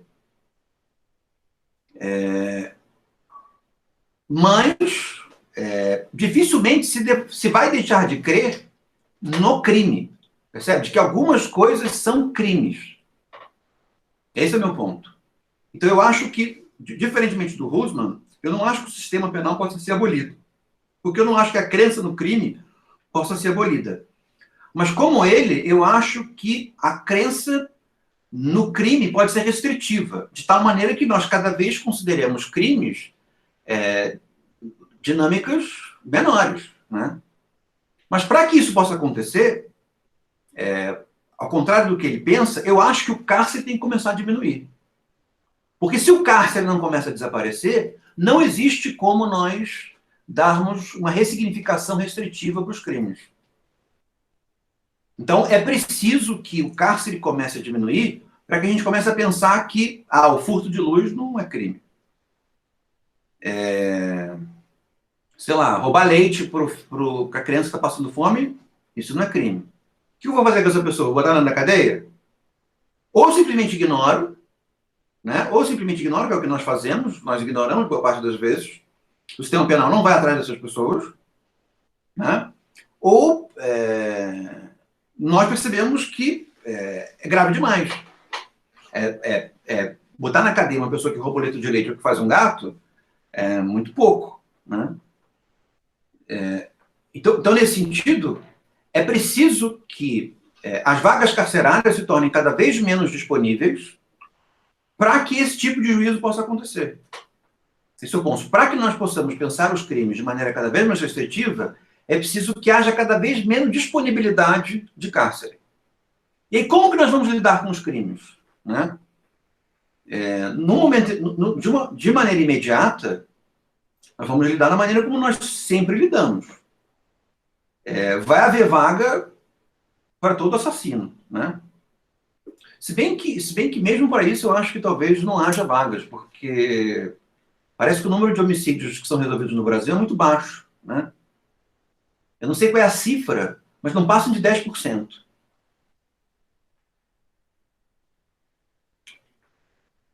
Então, se a gente a gente prende 10% dos homicídios e já tem esse efeito deletério sobre a nossa vida social, imagina se nós prendêssemos 100% dos homicídios. Se nós prendêssemos 100% dos homicídios, os homicídios não iam baixar. Os homicídios eles iam aumentar na proporção dos homicídios presos. Percebe? Então, talvez mesmo em casos desse tipo, seja meio deletério julgar que Professor, a maior eficiência do sistema carcerário vai nos ajudar. E aí, de outras maneiras, pensando aí no nosso diagnóstico, os assassinos que nós conseguimos pegar, a gente continua tratando do mesmo jeito, encarcera. Né? Mas conforme as vagas forem diminuindo, vai chegar um momento que nós vamos ter que encontrar soluções diferentes para esses homicídios. Se essas soluções não forem eficientes, ele volta a ser preso. Se elas forem eficientes, nós vamos ter menos homicidas presos. Isso vai significar menos homicídios fora da cadeia. Percebe? Então, a dinâmica prudencial ela tem que ser pensada aqui. Que não é pura e simplesmente fazer a prisão deixar de aparecer, deixar de existir, mas fazer com que a prisão possa ser entendida como um mal, talvez necessário, mas um mal, e que esse mal possa ser trocado por medidas que não sejam tão ruins para a sociedade quanto ele. Né?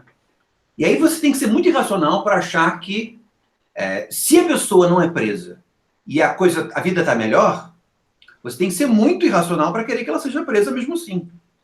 Percebe? Porque o importante que o sistema penal tem para nos oferecer é diminuição dos crimes, o que ele não tem conseguido fazer, e tomar conta de uma dinâmica que ele não toma conta, que é assistência às vítimas. Mas diga, João, eu completei meu raciocínio, pode falar. por exemplo, esse pensamento que o senhor falou, acabou de dizer, que, por exemplo, se a gente encarcerasse 100% dos homicidas, os homicídios aumentariam. Isso não é uma crença que também não tem um tanto fundamento assim? Digamos que essa crença é baseada na realidade, né? Eu vejo assim, nos anos sei lá, nos anos 2000, matava, vou dando um exemplo assim, abstruso, né? Nos anos 2000, havia 10 criminosos na cadeia e matava-se 10 pessoas. Nos anos 2050, tem 50 homicidas na cadeia e matam-se 50 pessoas. Percebe? Tem uma relação entre o número de pessoas presas e o número de homicídios. Então, Pode afirmar que essa relação é direta, uma com a outra? Será que não tem outros fatores que envolvem esse aumento da criminalidade sem ser o encarceramento em si? Ou só o encarceramento explica o aumento da violência? via de regra, ele é a variável independente de todos os fenômenos. Você pega os crimes e você percebe o que todos os crimes têm. Por exemplo, todos os crimes que estão no cárcere, digamos que 75% desses crimes têm que variáveis? As pessoas são pobres, as pessoas são negras, as pessoas são pardas e as pessoas que passaram pela cadeia. Então, um desses elementos causa o crime. Um desses elementos causa a presença na penitenciária. Né? Cor, a gente sabe que não causa. Não é ser preto ou ser pardo que faz a pessoa ser criminosa. Não é ser pobre que faz a pessoa ser criminosa. A gente sabe disso também. Né? Todo mundo é pobre e a menor parte das pessoas é criminosa. E tem um outro elemento, que é ter passado pela cadeia. Então, você vai observando as variáveis e você percebe qual é a variável que está presente em todos os casos e você tira a conclusão racional a partir disso. Se você não quiser enfrentar as conclusões racionais e ter uma outra explicação, que também seja racional, é excelente, mas a gente poderia pensar o seguinte: os brasileiros se tornaram piores. Antes as pessoas eram boas, agora elas são piores. Por isso elas cometem mais crimes. Esse raciocínio parece pouco razoável, percebe? As pessoas não são melhores ou piores, as pessoas são boas e más ao mesmo tempo. Você acha que as pessoas eram melhores, sei lá, nos anos 60 e elas se tornaram piores nos anos 2020? Ou será que as nossas estratégias para lidar com as atitudes transgressivas foram incorretas, de tal maneira que o número de transgressões aumentaram ao invés de diminuir? A culpa deve ser nossa, né? Percebe? É meio ilusório julgar que o nosso tempo é um tempo pior do que os outros tempos no que diz respeito à natureza das pessoas. A natureza das pessoas permanece a mesma. As pessoas permanecem frívolas, fúteis, preguiçosas, e legais e amorosas do jeito que elas sempre foram. Mas alguma coisa se está fazendo errado, de que ao invés das dinâmicas diminuírem, elas estão aumentando. Aí você pode dizer, é pobreza. Quando as pessoas têm mais dinheiro, elas cometem menos transgressões. Não é verdade.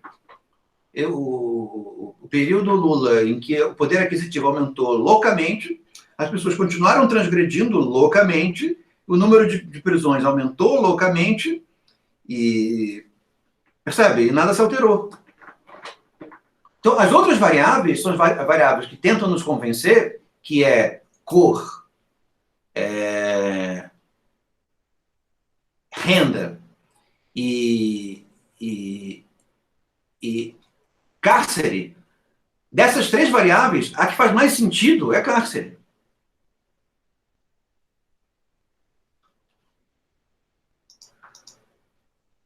Deixa eu ver aqui. Não podemos concluir que também uma... isso foi o que eu já respondi. O exemplo do PCC mostra como o ambiente do cárcere é muito receptivo para a criminalidade. É claro, o ambiente... Na verdade,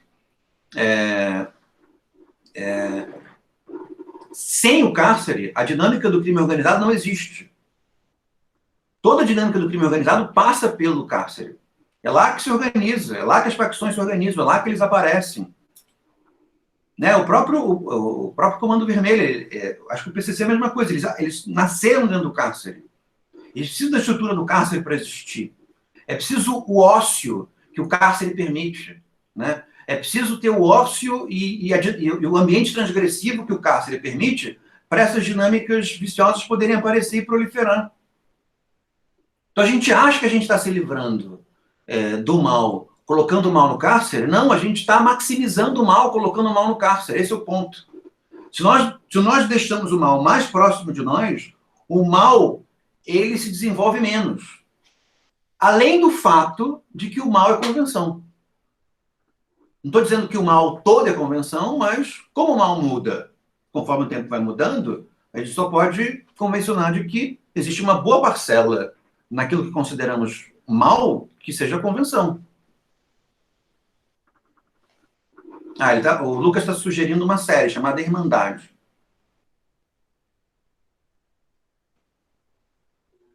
Mas é muito difícil você ter realmente medo de uma pessoa se ela não passou pela cadeia. Pensa assim na sua comunidade. São as pessoas que você tem medo. Né? Você realmente tem medo delas. Se ela cometer alguma coisa na sua comunidade, você não vai falar nada para ela. Né? Você vai só simplesmente se esconder dentro de casa e se prender. Dificilmente não vai ter passagem pelo sistema carcerário envolvido ali. Antes, era só um menininho transgressor. Eu chamava na minha juventude pivete. E quem era o pivete na minha juventude, nos anos 80? Era alguém que não tinha passagem pelo cárcere ainda, mas dava dor de cabeça. Ele roubava ali, ele batia ali, ele quebrava ali, ele cheirava substâncias entorpecentes ali. Mas o mal que ele cometia era um mal relativamente dosado. Ele não matava ninguém, não estuprava ninguém, não... Percebe? Não... Era... Quando que esse pivete virava realmente um mal? Ao ponto de que não dá mais para lidar com ele. A partir do momento em que ele foi institucionalizado pela primeira vez. E nem estou falando do cárcere, estou falando das instituições que haviam nos anos 80, que eram ainda mais presentes na vida social do que hoje, de encarceramento de menores. Né? E aí, se o que era só um pivete, que você não queria que ele roubasse a sua carteira, mas você não tinha medo dele te matar, depois que ele passou na instituição pela primeira vez, agora você tem medo que ele te mate.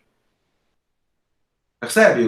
A exponencial, ela foi lá longe. A Larissa deu um outro exemplo. No livro Prisioneiras, as mulheres encarceradas falam muito sobre o cárcere, como o cárcere age como universidade do crime. E, curiosamente, mesmo na vida social mais rudimentar, existe já uma espécie de sabedoria popular, que inclusive emprega essa nomenclatura como dito popular. Né? A prisão é a escola do crime. Né? Minha avó fala isso. Claro que minha avó quer que todo mundo vá para a cadeia. Ela não pensa quão é incongruente ela achar. Se a prisão é a escola do crime, por que tem que mandar todo mundo para a cadeia? Para todo mundo sair escolarizado no crime? Percebe? Ela não percebe que existe uma contradição entre uma coisa e outra. Mas parte da sabedoria popular sabe que a prisão não é uma instituição estratégica para diminuir o número de crimes.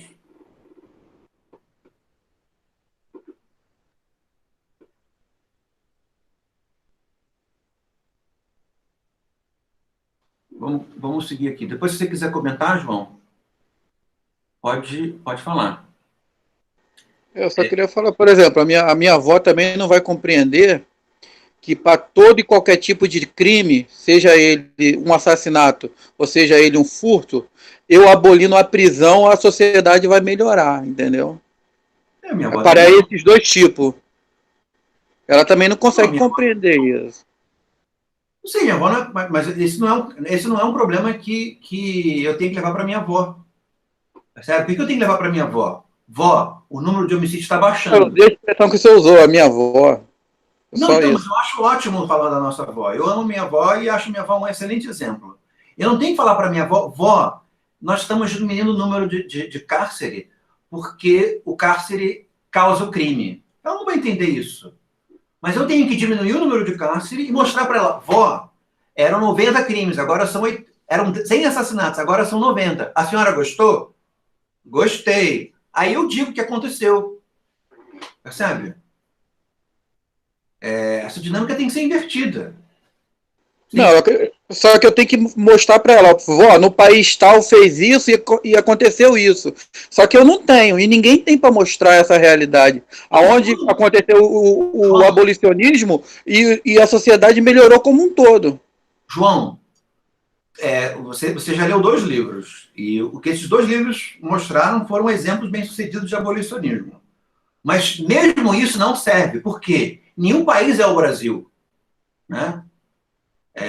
Então, mesmo que a França diminua o número de vagas e o crime diminua, que a Suécia, que a Holanda, mesmo que os Estados Unidos façam isso, estão diminuindo o número de cárcere, o número de vagas carcerárias, e o crime caia em determinadas regiões, isso não serve para a gente. Né? São outros lugares, não são o Brasil. Mesmo assim, nós temos medo de fazer isso aqui. Mesmo nós sabendo que existe uma dinâmica racional implementada em outros lugares, no mundo inteiro, tirando o Brasil, e qual é o outro grande encarcerador? Na verdade, dos grandes encarceradores, quem são? Estados Unidos, China, Rússia e Brasil. Desses 4, só nós continuamos aumentando o número de vagas. Percebe? Todos os outros 3 diminuem o número de vagas e tem menos presos e os crimes caem. Nós somos os únicos, nós somos o bobalhão da piada. Porque todos eles já entenderam que não podem colocar a dinâmica carcerária em dinâmica plebiscitária e precisam estabelecer medidas alternativas para que a população carcerária diminua e os crimes baixem junto. Né? Nós ainda não. Por quê? Porque tudo bem, nós somos o Brasil, nós demoramos um pouco, a gente vai depois.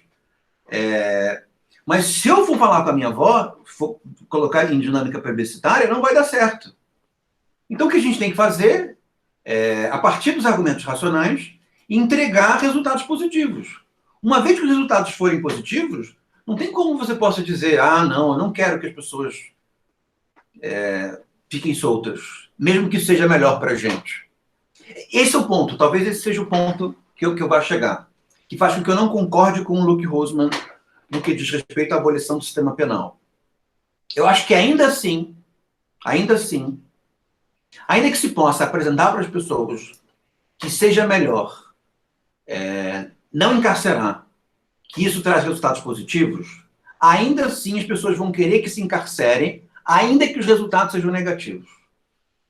Eu acho que existe uma racionalidade de base que é inabolível. Né? Se é que essa palavra existe, não existe. Que dinâmica é essa?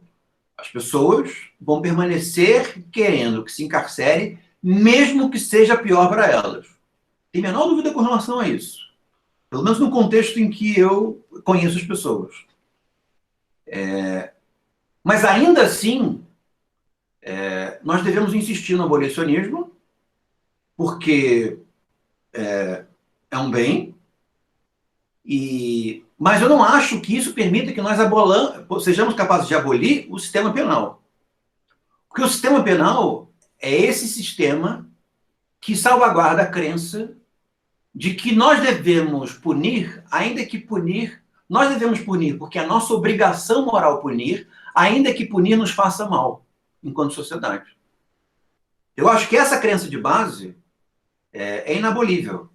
Existe uma irracionalidade de base, pelo menos da maneira como eu vejo a nossa comunidade, a nossa sociedade, e mesmo outras, em que nós preferimos punir, porque achamos que punir é certo, ainda que os resultados de punir nos prejudiquem.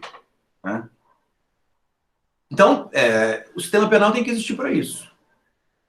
E eu acho que ele não vai deixar de existir por causa disso. Que me faz discordar, em parte, do Luke Rosman. Mas manter-nos penitenciários por causa disso é um preço muito alto.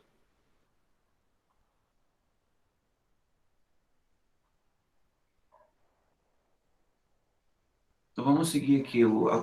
Você pode perguntar de novo, João. Só seguir aqui para o livro para a gente terminar o livro. Criminalização e justiça criminal, 151. Ele mostra, né, que existe uma irracionalidade no sistema criminal Mas, independentemente dessa irracionalidade, eu não acho que o sistema penal possa ser abolido. Aí, na página 158, ele faz a pergunta: por que abolição?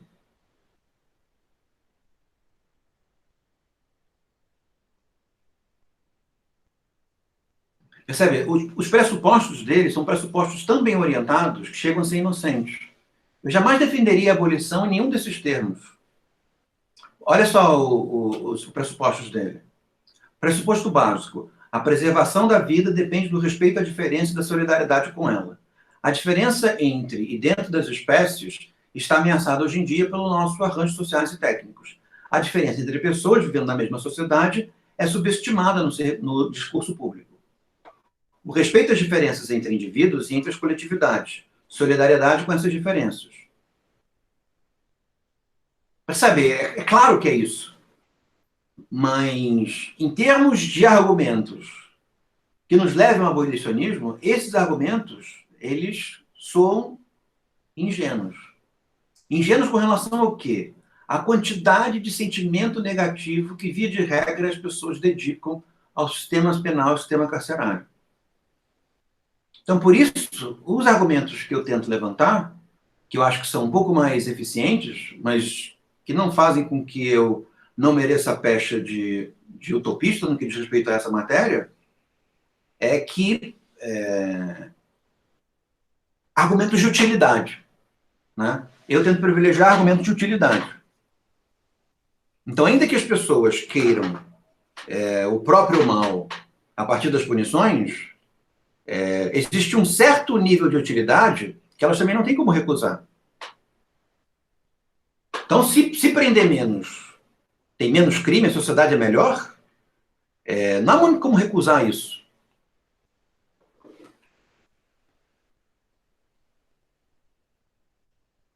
Quer dizer, tem, né? Nós recusamos. Digamos que essas evidências não chegaram até nós, aos nossos ouvidos, talvez pela nossa indisponibilidade, mas não chegaram ainda aos nossos ouvidos. Então, nós ainda estamos convencidos, ninguém mais está convencido disso, mas nós ainda estamos convencidos de que quanto maior o número de vagas carcerárias, mais seguros nós estaremos. Nós já estamos numa sociedade tomada por milícias e narcotraficantes. Ainda nós não nos convencemos disso. Percebe? Na minha infância no Rio de Janeiro, havia narcotraficantes com revólveres de calibre baixo e o grande mal era a corrupção policial. Hoje nós já temos policiais com calibre muito alto, narcotraficantes com calibre mais alto ainda, e nós temos agora milicianos com calibre também muito alto, e todos eles disputando pela esfera pública. Como assim nós não percebemos que nós erramos? A não ser que nós achemos que a natureza do brasileiro é violenta em si, principalmente os brasileiros de determinadas etnias, e que, por isso, nós não temos opção. Ou nós aumentamos o número de cárceres ao infinito, ou nós vamos tornar cada vez piores. Não faz muito sentido, né? Não acho que nós, brasileiros, sejamos especiais no que diz respeito à nossa malignidade. Eu não acho que nós somos nem especiais no que diz respeito à nossa bondade, nem com relação à nossa malignidade. Nós somos tão bons e maus quanto qualquer povo, né? Então, isso nos leva a crer que, se nós não somos nem melhores, nem piores do que outros povos, isso nos leva a crer que existe uma dinâmica institucional que está rodando contra nós, né? A gente já sabe, a política está rodando contra nós, e uma das maneiras pelas quais a política roda contra nós é a partir do sistema carcerário, né? A política nacional usa o sistema carcerário contra os brasileiros. E tudo que nós temos a fazer é pedir mais, né? Isso é uma ingenuidade muito grande. Então, mas também não acho que nós sejamos mais burros do que outros povos. Não acho que nós sejamos mais ingênuos do que outros povos, tá? Mas eu acho que nós, digamos assim, nós estamos muito confusos. Nós temos décadas muito confusas, né? Nós temos que ficar menos confusos no que diz respeito aos nossos problemas, né? Mas não acho que nós sejamos, sabe, mais incapazes do que outros povos. Por isso nós provocamos os nossos vícios com mais intensidade do que outros povos. Eu não acho que seja isso.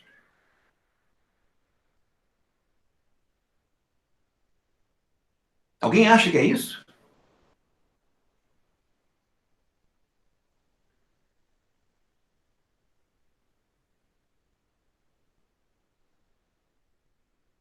Aí debate sobre alternativas, eventos criminalizáveis que são efetivamente criminalizados. É aquela coisa da convenção da criminalização, né? Se o sistema fosse punir tudo que fosse crime, todo mundo estava preso.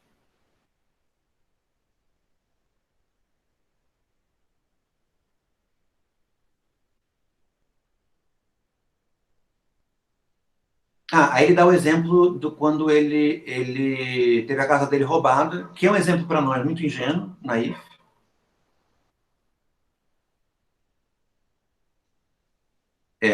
A questão da violência sexual é um ponto chave.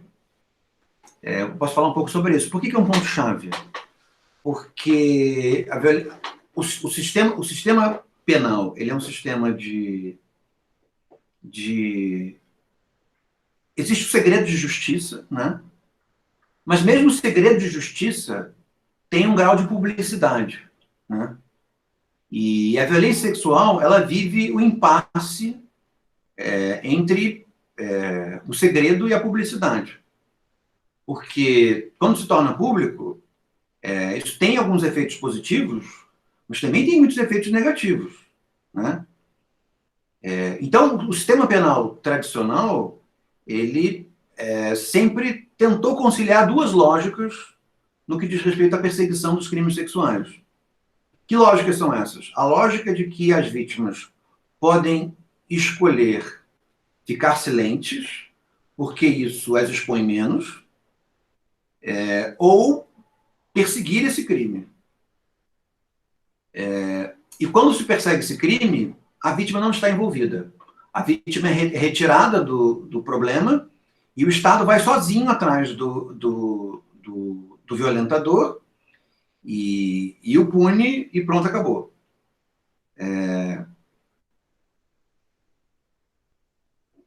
O ambiente contemporâneo, ele tem tendido a relativizar a primeira dinâmica, que é a dinâmica protetiva, supostamente, que ao mesmo tempo que protege a vítima, também protege o agressor, né? Que é essa dinâmica de que há vezes em que as pessoas não querem falar, ou preferem não falar para se preservarem. A nossa cena pública ela tem se desenhado numa direção oposta a essa, né? Ou seja, as mulheres têm se incentivado, as crianças têm sido incentivadas, todo mundo tem sido incentivado a falar, porque em falando esse problema é exposto e em sendo exposto nós podemos debatê-lo, falar sobre ele. E ao mesmo tempo existe uma demanda punitiva, né? De que fale-se sobre isso e os agressores sexuais que eles possam ir para a cadeia, né? Na verdade, eu acho que a demanda nós queremos que os abusadores sejam punidos. E a punição que nós conhecemos é a cadeia, né? No que diz respeito a essa dinâmica de explicitação e busca de justiça em torno dos crimes sexuais, um impasse já tem sido colocado, que é afastar a vítima da questão. Porque o grande dano do crime sexual é um dano para a sociedade, mas também um dano individual. E a pessoa que foi, digamos assim, corajosa a ponto de expor aquilo que sofreu, ela Porque expôs, está exposta, e estando exposta, está duplamente fragilizada e abandonada pelo Estado, porque o Estado, em última instância, não quer mais saber dela, só quer saber daquele que cometeu a violência. Então, claramente se percebe o fato de que uma sociedade que incentiva que as violências sexuais sejam expostas é uma sociedade que precisa não só perseguir os agressores, mas precisa acolher os agredidos, né? Isso já é claro, né? Teve um exemplo atual que dividiu entre pessoas mais reacionárias e pessoas mais progressistas, que foi de uma moça que teve a sua audiência gravada e uma vez gravada ela foi para a internet, né? E as pessoas ficaram escandalizadas porque ela foi muito maltratada na audiência e, e, e até mesmo a promotoria inventou lá um tipo penal novo para abarcar aquele caso. E as pessoas entenderam isso, que era uma maneira de absolver aqueles a quem a justiça quer absolver. O cara é branco, é rico, entende-se que a justiça não quer condenar esse sujeito, né? E ficou muito claro nisso, de que, seja lá o que for acontecer com o agressor dela, essa moça, essa mulher, né, ela precisa de assistência. E o Estado não pode deixá-la sozinha, né, porque ela se expôs loucamente, por um resultado positivo, parece, mas ela se expôs loucamente nas últimas semanas. Ela ouviu coisas horríveis das pessoas, além da própria agressão que ela sofreu, percebe? Existe um claro manancial de incompreensão pública em todo o sofrimento dela que precisa ser apaziguado, né? Então não é por simplesmente punir o sujeito. Ele tem que ser condenado, claro, mas não é simplesmente condená-lo, é condená-lo e acolhê-la, né, ao mesmo tempo. E a condenação dele é ligada ao acolhimento dela e o tipo de punição que ele vai receber ligado ao acolhimento dela. Porque senão qual é o sentido disso tudo, né? Simplesmente puni-lo para que ele sirva de exemplo? Ele não vai servir de exemplo. Não é isso que vai servir de exemplo. Não é a punição que vai servir de exemplo. No máximo que pode servir de exemplo é o processo punitivo pelo qual ele vai passar e os efeitos de esclarecimento que essa dinâmica pode vir a receber se comentada na esfera pública, né? Agora, de que a mera punição é o que vai fazer, a punição é necessária, não acho que não seja, mas que a mera punição vá significar o efeito de pedagógico para que outras violências sexuais não sejam cometidas, todo mundo sabe que não é assim, não funciona assim.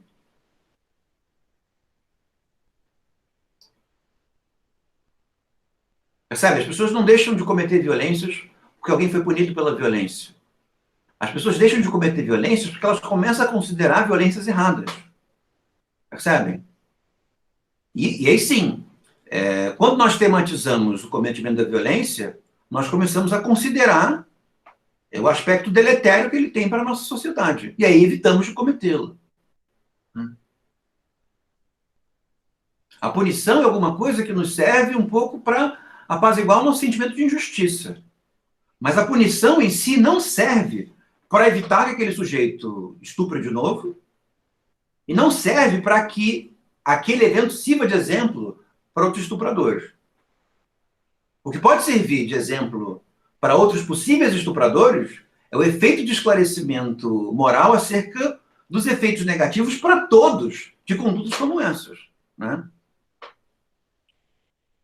E, ao mesmo tempo, talvez, o aspecto expositivo, né, que a condenação traz consigo. Ninguém quer ser conhecido como aquele que foi condenado percebe, não é propriamente a punição, mas é o que acontece, por exemplo, que é super negativo no que diz respeito às comunidades negras, que é o etiquetamento, né? Ninguém quer ser conhecido como aquele que foi condenado, né? O etiquetamento tem um efeito muito, muito duro sobre as pessoas. Então, ninguém quer ser conhecido como aquele que foi condenado por violência sexual.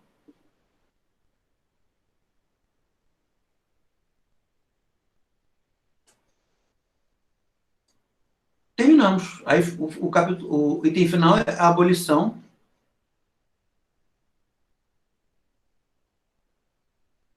Então, sintetiza a tese dele. A abolição é, então, em primeiro lugar, a abolição da justiça criminal na pessoa, mudando as percepções, atitudes e comportamentos. Tal mudança implica na mudança da linguagem, e, por outro lado, a mudança de linguagem será um instrumento poderoso para fazer acontecer as mudanças nas percepções e nas atitudes. Eu já divergi dessa tese, né? Mas essa é a tese dele. Acho que está bem lido o livro, né? Gostaram?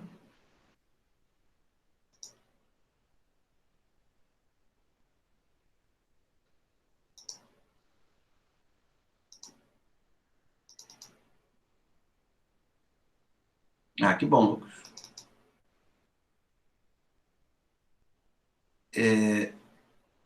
Ah, que bom, Larissa.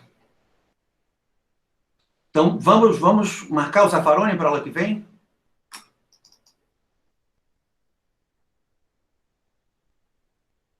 Então tá.